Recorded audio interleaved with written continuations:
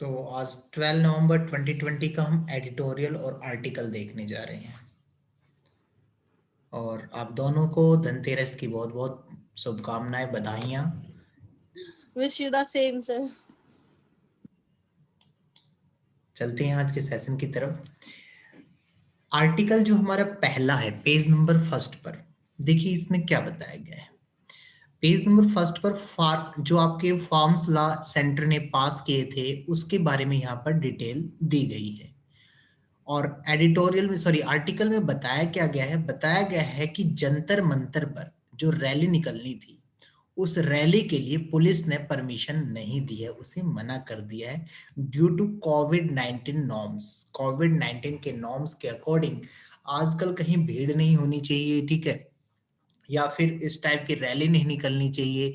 तो इसी नॉर्म्स को देखते हुए दिल्ली पुलिस ने जंतर मंतर पर जो रैली होने जा रही थी फार्म्स लॉ के अगेंस्ट में, उस रैली को खारिज कर दिया है, मना कर दिया है।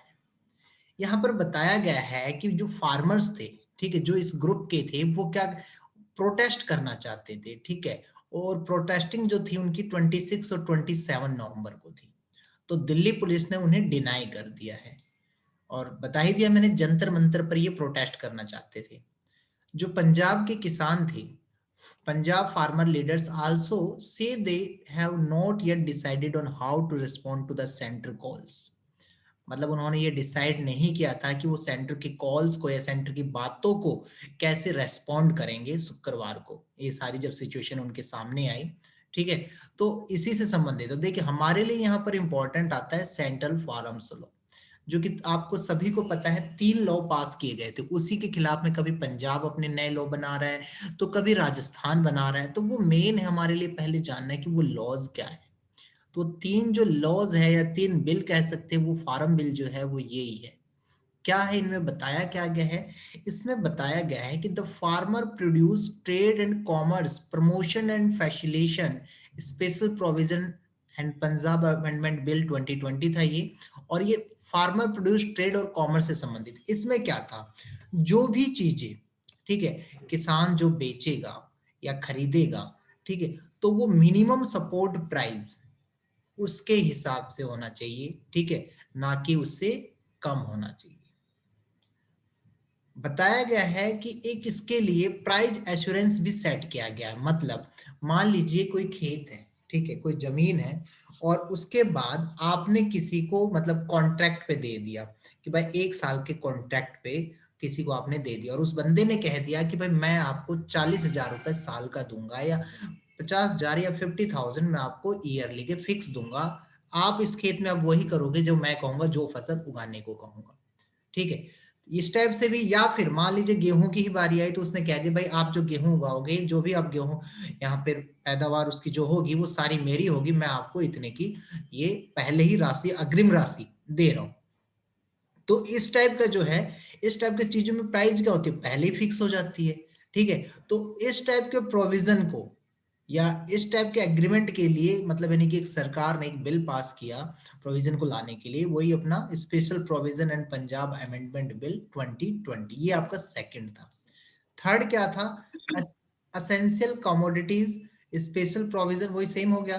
तो इसमें क्या था, ब्लैक मार्केटिंग को कम करने की बात की गई थी, जो काला बाजारी थी या जो बिचौले थे, ठीक है, उनको कम करने की यहाँ पर बात कही जा रही थी कि भाई बिचौलों का बीच में जो रोल है, जो कमीशन वो ले रहे हैं, वो डायरेक्ट मतलब नहीं कि वो बिचौलों का रोल खत्म हो जाए और किसानों को इसका बेनिफिट मिल सके। तो इसके लिए ये बिल या जो तीसरा लॉ है ये पास किया गया था। तो क्लियर है ये टॉपिक आप लोगों का? हाँ सर, ये बिचौले बोले तो जैसे कुछ जैसे गेहूं बेचते हैं तो बीच में जो खाते हैं वो वाले बिल्कुल कोई बिल्कुल, भी। हाँ बिल्कुल वही। जो मान लीजिए, सपोज कीजिए कि आप मेन मार्केट में मंडी में जाते हैं, ठीक है, लेकिन मंडी में जाने से पहले जो फार्मर है वो किसान किसी बंदे से बात करता है, जो तीसरा ये थर्ड पर्सन है, ठीक है, ये हाँ, आपका बिचौला हो गया, ये मंडी में अब जाएगा। डायरेक्ट सेल के लिए हुआ है ना हाँ, ये। डायरेक्ट सेल नहीं हो रहा। तो इसे खत्म करने के लिए ये लाया गया था ताकि उसकी डायरेक्ट सेलिंग हो सके और वो बेनिफिट डायरेक्ट उसे मिल सके, ठीक है। ओके। आगे देखते हैं अब इसमें। इसी पेज पर हमारा एक आर्टिकल है, government to govern OTT platform. अब ये ओटीटी प्लेटफॉर्म क्या है? ठीक है। एक मिनट सर, ये पीछे वाला जो टॉपिक था GS3 का है क्या? हाँ जी बिल्कुल, मैं आपको पिछली बार भी बताया था, मैं करना ये भूल गया, सॉरी, ध्यान कोई नहीं, नहीं, it's actually okay, next time next का। टाइम से कर दूंगा, कोई नहीं, कर दूंगा मैं। और ये मैं आप लोगों नहीं, को अब वैसे ही समझ में आ रही हैं चीजें, एक्चुअली समझ में आ रही हैं, अभी जैसे पढ़ना स्टार्ट किया ना, तो अब जी, चीजें समझ में आ रही हैं, थोड़े दिन वो दिक्कत आएगी। ऑटोमेटिक आ जाएगा, वैसे पिछले लेक्चर में मैंने लिख दिया था कि सिलेबस अगर सामने रहता है तो चीजें पता चल जाती हैं। जी जी बिल्कुल, सिलेबस का बस पता होना चाहिए। अच्छा, अब आपके आगे पास देखिए। फार्मर्स लॉ की है क्या? कौन कौन से फॉर्म बिल्स वाला पास हुए हैं? क्या कह रहे पीडीएफ है हैं? कुछ हमको पढ़ने के लिए? जो ये फॉर्म्स बिल्स पास हुए हैं ना, फॉर्म बिल से रिलेटेड पीडीएफ है आपके पास कोई? हाँ मिल जाएगी, इसकी पीडीएफ मैं आप लोगों को प्रोवाइड कर दूंगा। हाँ, वो आपको भेज हम्म। दीजिएगा, जी जी, वो प्रोवाइड कर दूंगा। क्योंकि जब तक वो नहीं पढ़ेंगे तब तक इसका मैटर हमें समझ हाँ। में ही जी नहीं आता। बिल्कुल, वो मैं आपको डीपली जो दे रखा है, इसके डिटेल पीडीएफ है, वो मैं आपको फॉरवर्ड कर दूंगा।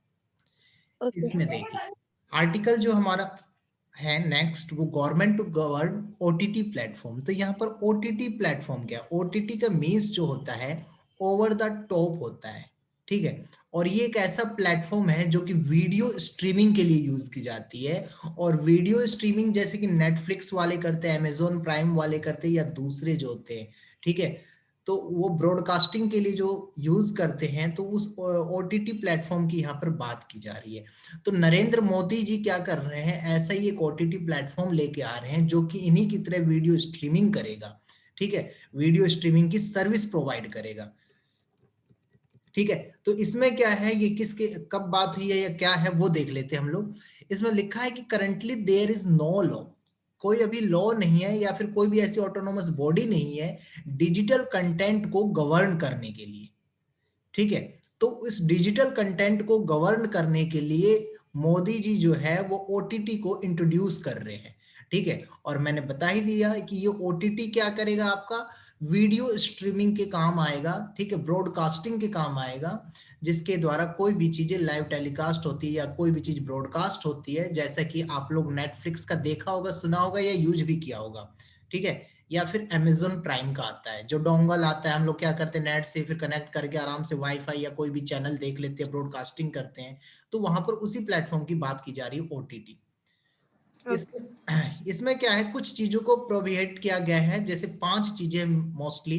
एक तो आपका हो गया डेलिबरेटली, और एक मतलब यानी कि देखिए कंटेंट क्या है, एक ऐसी चीजें जो जिससे किसी को हार्श ना हो, नुकसान ना पहुंचे उनकी सामाजिक भावना को, ठीक है, या धार्मिक भावना को। और प्लस इसमें चाइल्ड पोर्नोग्राफी को भी, मतलब जो चैनल है या जो चीजें है जो चाइल्ड पोर्नोग्राफी को प्रमोट करते हैं, उसे भी यहाँ पर बैन किया गया, उसे भी मनाही की गई है इसे, ठीक है। पेज नंबर 2 मेन था, यहाँ पर ओटीटी क्या है, किसे इंट्रोड्यूस किया गया, किसके द्वारा इंट्रोड्यूस किया गया। पेज नंबर 2 पर हम बढ़ते हैं तो हमारे लिए एक आर्टिकल आ जाता है कि हरियाणा के सीएम ने प्रोजेक्ट एयर केयर को लेकर गुड़गांव के लिए इसे शुरू किया है। तो ये एयर केयर क्या है? एयर केयर पता लग रहा है कि हवा से संबंधित है ये, ठीक है। अशफाक जी आपको समझ में आ रहा है ना ये?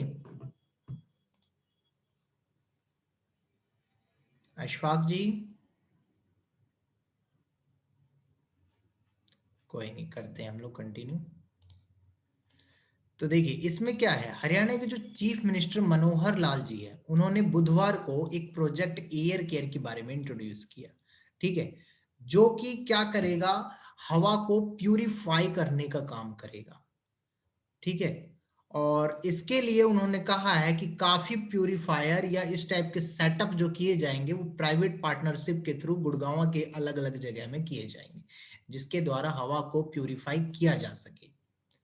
तो ये प्रोजेक्ट आपको पता होना चाहिए, इस प्रोजेक्ट का नाम क्या है और किसके द्वारा शुरू किया गया। हरियाणा के चीफ मिनिस्टर मनोहर लाल खट्टर के द्वारा शुरू किया गया है, ठीक है। और इसका पर्पस क्या है, प्यूरिफाइंग द एयर, और नेम प्रोजेक्ट एयर केयर।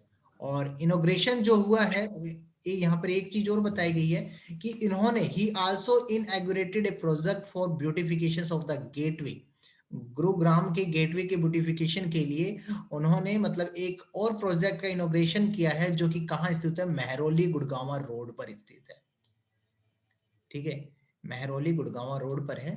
तो यहाँ पर ये चीजें थी कि क्या प्रोजेक्ट था या किससे संबंधित है, ये चीजें हमने देख ली यहाँ पर। आगे है आर्टिकल्स आपका, Delhi Heights get respect from sewer pollution. Sewer pollution शायद आप लोगों को पता हो, याद हो, मैंने बताया था आप लोगों को, ठीक है हाँ सर, उस दिन हाँ जी, कि ये कौन सी कैटेगरी होती है। तो यहाँ पर उसी चीज के बारे में बताया गया है कि दिल्ली जो है सीवर पोल्यूशन की कैटेगरी में जा चुका है, और ये जो रिपोर्ट आई है ये सफर के द्वारा दी गई है, ठीक है। और सफर क्या है मैंने आपको ये भी बताया था, और इसके रिगार्डिंग सीपीसीबी क्या है वो भी बताया था मैंने। तो तीनों चीज मैंने यहाँ पर नोट डाउन फिर से की है। देखिए सीपीसीबी नाम से पता लग रहा है, central pollution board control board, मतलब एक ऐसा बोर्ड या ऐसी बॉडी या ऐसा ऑर्गेनाइजेशन, ठीक है, जो सेंट्रल जो पोल्यूशन कंट्रोल से रिलेटेड काम करे, ठीक है। तो उसी मतलब बोर्ड का नाम या इसका रेस्पॉन्सिबल आप कह सकते हैं टू कंट्रोल द पोल्यूशन, इसकी responsibility to control the pollution. और आती किसके अंडर में है ये, अंडर द वाटर एक्ट 1974। इसकी जो स्टैब्लिशमेंट हुई थी अंडर द वाटर एक्ट 1974 के तहत की गई थी। और इसका फाउंडेशन 22 सितंबर 1974 को किया गया था। हेडक्वार्टर इसका दिल्ली में है, और इसके जो एजेंसी एग्जीक्यूटिव की बात करें तो शिवदास मीना जी है जो कि इसके चेयरपर्सन है। डॉक्टर प्रशांत गर्गवा जी है जो कि इसके मेंबर सेक्रेटरी है। तो ये तो हो गया हमारा सीपीसीबी के बारे में। जो सफर की बात की जा रही थी, सफर क्या है, system of air quality and weather forecasting and research SAFAR. साफ साफ पता लग रहा है एयर क्वालिटी और वेदर फोरकास्टिंग और उनकी रिसर्च से संबंधित ये काम करता है, इसकी रेस्पॉन्सिबिलिटी होती है सफर का।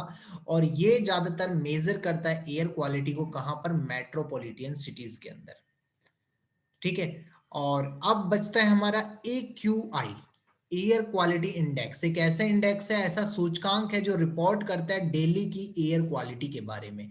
और ये लगभग 8 मेजर एयर पोल्यूटेंट के बारे में जानकारी हासिल करता है, जिसमें ground level ozone, PM10, PM2.5, carbon monoxide, sulphur dioxide, nitrogen dioxide, ammonia and lead, ये सारी चीजें होती है। जो सूचकांक जारी किया जाता है AQI के द्वारा, तो वो थोड़ा सा जो होता है न्यूमेरिक में, मैंने आपको बताया था, शो किया जाता है, जिसकी डिटेल कुछ इस हिसाब से है।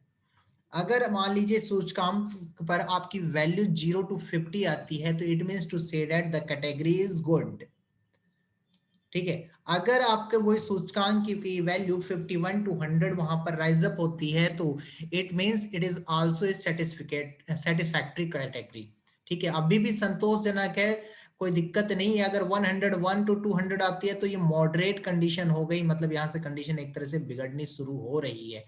201 है, 300 हो गई तो ये आपकी पुअर कंडीशन स्टार्ट हो गई, ठीक है, खराब कंडीशन यहाँ पर हो चुके। ये यहाँ पर बिल्कुल 10% अगर बात की जा रही थी, तो यहाँ 30% की तरफ आप बढ़ चुके हो, ठीक है। और ये आपका 301 400 है, तो ये वेरी पुअर, मतलब आप 70% के लगभग जा चुके हो। और ये जो है ये 100% के लगभग, जो कि आपके लिए बहुत घातक है एक तरह से, 100 नहीं तो 90% लगा लो आप, ठीक है।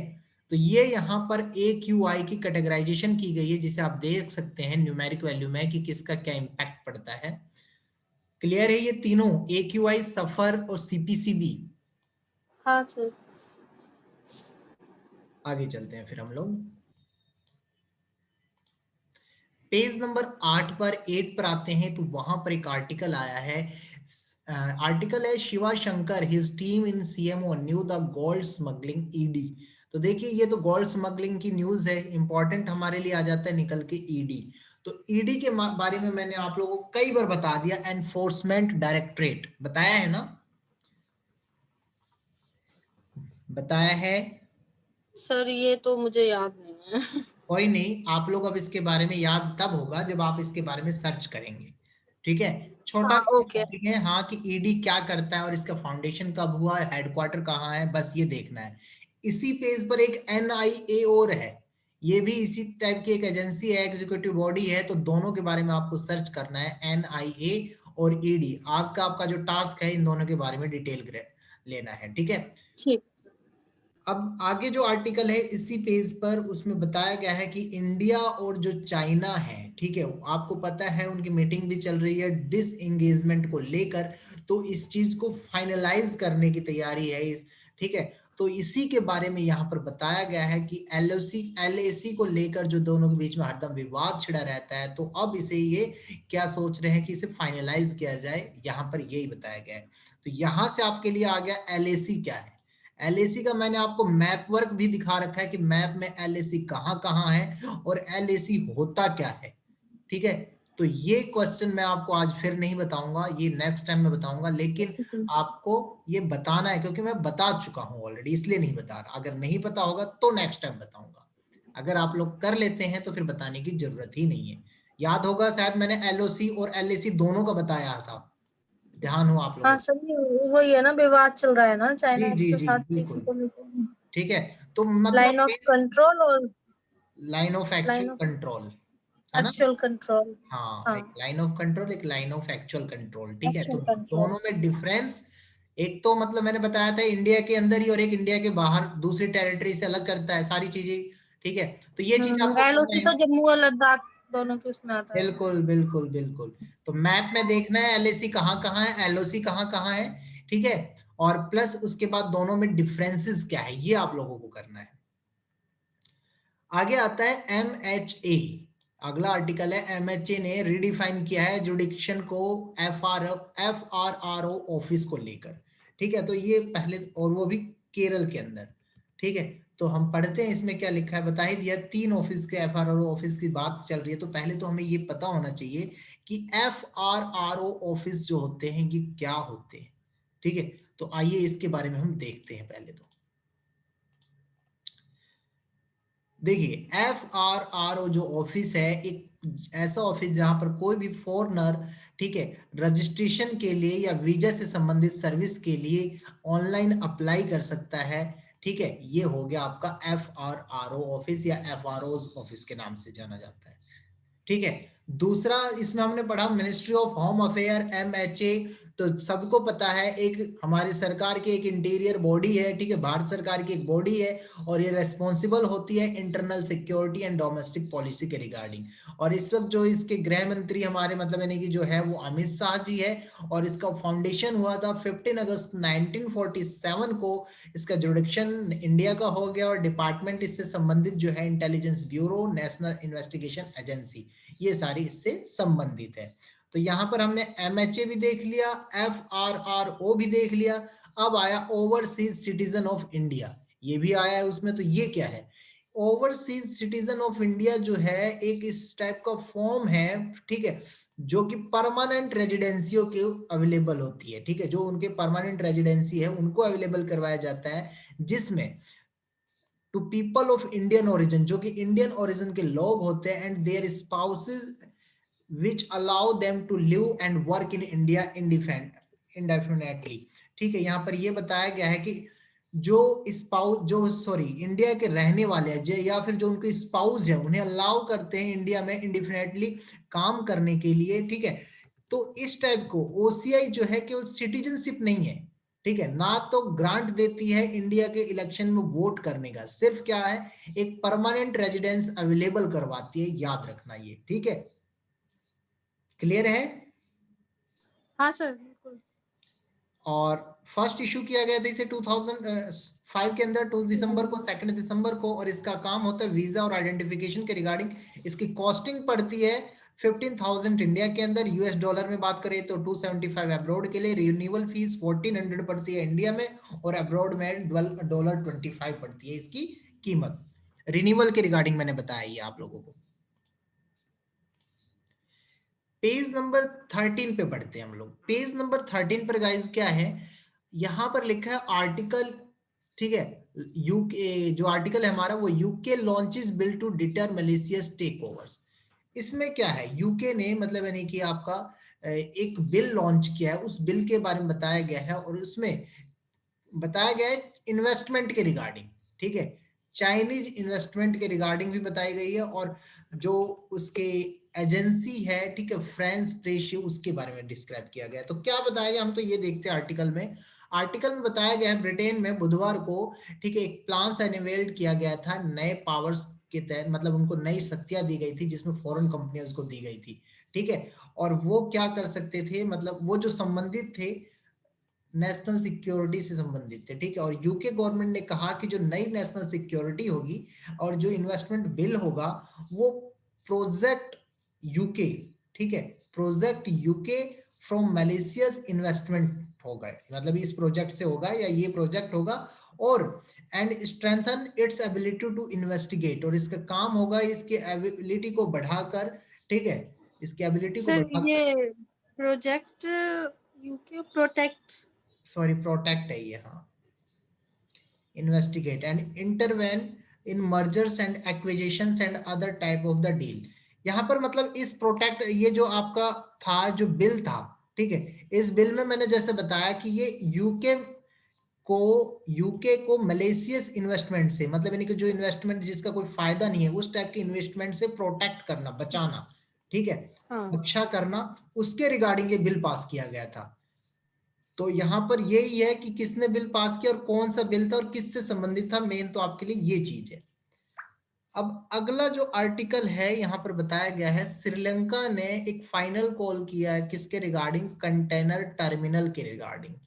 और ये कंटेनर, यहाँ पर साफ साफ बात पता लग रही है कि कंटेनर से संबंधित मामला है। तो इसमें क्या बताया गया है कि जो श्रीलंकन गवर्नमेंट है, ठीक है, उसने अपनी फाइनल पोजीशन किसके regarding, strategic east container terminal, ठीक है, ईस्ट कंटेनर टर्मिनल के रिगार्डिंग जो उसके अपनी स्ट्रेटेजी डेवलप कर रहा है उसके बारे में यहाँ पर बताई गई है, बात कही गई है, ठीक है, जो कि एट द कोलंबो में ये सारी चीज हुई है, ठीक है, port jointly with India and Japan, जो कि इंडिया और जापान के साथ पोर्ट को ज्वाइंट कर रहे हैं और एग्रीड हुए थे मई 2019 में, ठीक है, जब पिछली सरकार थी तब उनके द्वारा ये एग्री किए गए थे मई 2019 में।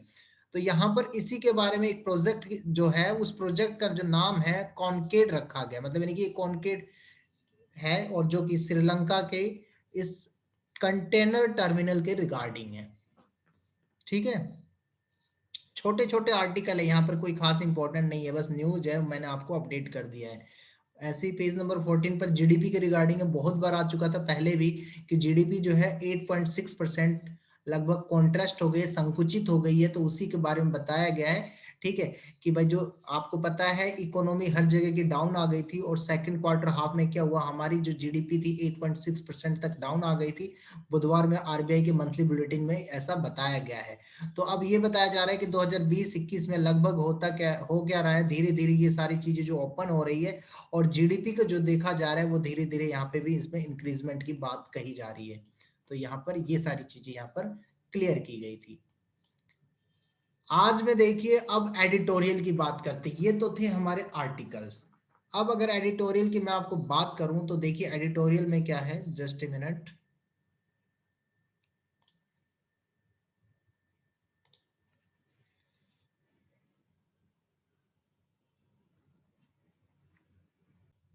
देखिए इसमें चलते हैं हम लोग पेज नंबर 6 जो कि हमारा एडिटोरियल का पेज होता है। ये पेज नंबर आपका 4, ये 5 और ये आपका 6।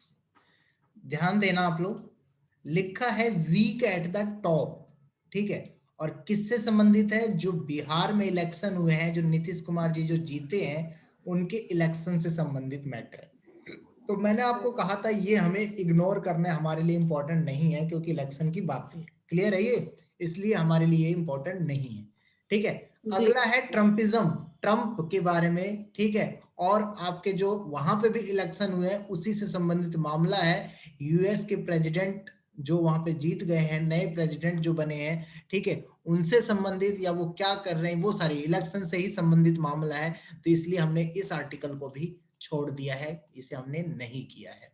यहाँ पर देख सकते हैं बताया गया है in his first speech after winning, कि जीतने के बाद अपनी पहली स्पीच में द इलेक्शन एज द 46वें प्रधानमंत्री सॉरी राष्ट्रपति बने हैं यूनाइटेड स्टेट के, और वो बने हैं आर बिडन, ठीक है। तो इन्होंने वादा किया है बिल्डअप करने के लिए मिडिल क्लास के लोगों को, ठीक है, उन्हें ऊंचा उठाने के लिए। तो यहाँ पर ये सारी बात की जा रही है और इलेक्शन से संबंधित कुछ बातें गई, पॉलिटिकल बातें की गई है, इसलिए मैंने इस आर्टिकल को आपको यहाँ पर नेग्लेक्ट कर दिया है।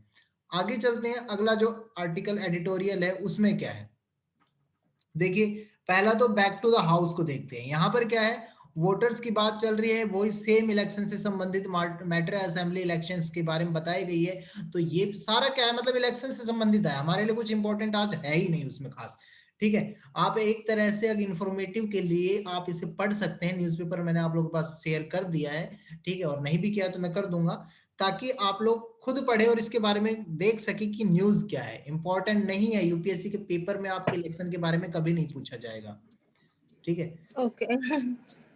अगला है maths and the reality of the elections forecast. Election forecast की रियलिटी के बारे में बात की जा रही है। यहाँ पर बताया जा रहा है कि it is difficult to comment the predictions of most Indian pollsters, मतलब ज्यादातर लोगों के क्रियाकलाप के बारे में पता करना बहुत मुश्किल होता है कि वो उनकी वोटिंग है या पोल स्टार से संबंधित उनकी क्रियाकलाप क्या है, उसके बारे में जानना जो है बहुत मुश्किल होता है, क्योंकि कब लोग क्या सोचते हैं कोई अता पता नहीं। तो ये भी जो मैटर है ना, इलेक्शन का ही है, सब इलेक्शन का है। और आगे चलते हैं हम, ये आपके अर्नब गोस्वामी जी, इसके बारे में मैं आपको डिटेल बता चुका हूं पहले ही। ठीक है, वो इस सेम फंडा है, कुछ नहीं है। यहां पर बात कही जा रही है, अर्नब गोस्वामी कौन थे, चीफ एडिटर थे, रिपब्लिक मीडिया चैनल के थे। ठीक है, इनके ऊपर टीवी स्कैम को लेकर भी केस चला था, लेकिन अब जो केस चल रहा है करंट में, जिसके कारण जो अंदर है वो एक आत्महत्या के केस के कारण है, जिसमें मतलब कोई लोग कहते हैं कि भाई ये इन्होंने पैसे वैसे नहीं दिए, तो वो भाई बंदा परेशान होकर उसने आत्महत्या कर ली। मतलब इस टाइप की कुछ बातें हैं कि आत्महत्या से संबंधित है या फिर इन्होंने फोर्स किया उसे, तो उसी चीज को लेकर ये जेल में जा रहे हैं। अब मेन है, इन्हें बेल के लिए मंजूरी दे दी गई है, इंटरिम बेल के लिए इन्हें स्वीकार कर लिया गया है, स्वीकृति मिल गई है इन्हें बेल के लिए। तो यहाँ पर यही सारी चीजें यहाँ पर बताई गई है। आगे है,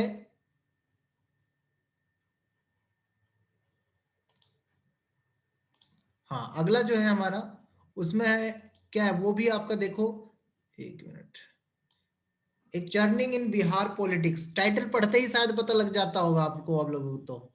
ठीक है, कि बिहार हाँ पॉलिटिक्स सर, की बात थोड़ा चल बहुत। रही है। ठीक है, वही पॉलिटी आ गया हमारा। ठीक है, इसमें वही जेडीयू आरजेडी उन सब के बारे में, एनडीए के बारे में, उनके वोटर्स के बारे में, ठीक है, क्या चीज हुआ क्या नहीं हुआ, किसने तो वो सारी चीजें यहाँ पर एक्सप्लेन की गई है, इसलिए ये भी हमारे लिए इंपॉर्टेंट नहीं है।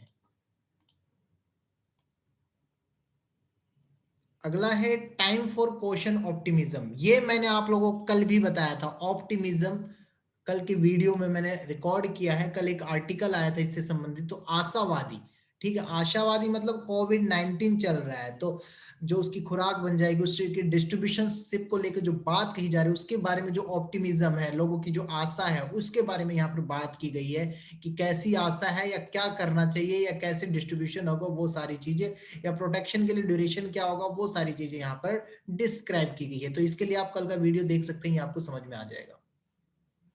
सेम बिहार पोल के बारे में हो गया हमारा ये, और यहाँ पर हमारा जो एडिटोरियल है, दोनों पेज के खत्म होते हैं, टॉपिक भी क्लियर हो गए। ठीक है, और एडिटोरियल भी हमारे यहाँ पर फिनिश हो गए। तो देखिए, मैंने आपको बस इतना कहा है, एडिटोरियल आप वही रीड करो क्योंकि टाइम की कमी होती है, जो आपके लिए काम की हो। इलेक्शन से संबंधित मुद्दे पढ़ने लग जाओगे कि इलेक्शन में क्या हुआ, किसने कितनी सीट हासिल की, ठीक है, तो वो चीज आपके कोई काम नहीं आने वाली है। बस एज इंफॉर्मेटिव आपको न्यूज या समाज की स्थिति क्या चल रही है उसके लिए जानना ये जरूरी होता है कि करंट में सिचुएशन क्या चल रही है कहीं भी। तो इस हिसाब से आज का जो सेशन है हमने फिनिश किया। अशफाक जी आप हैं यहाँ पर?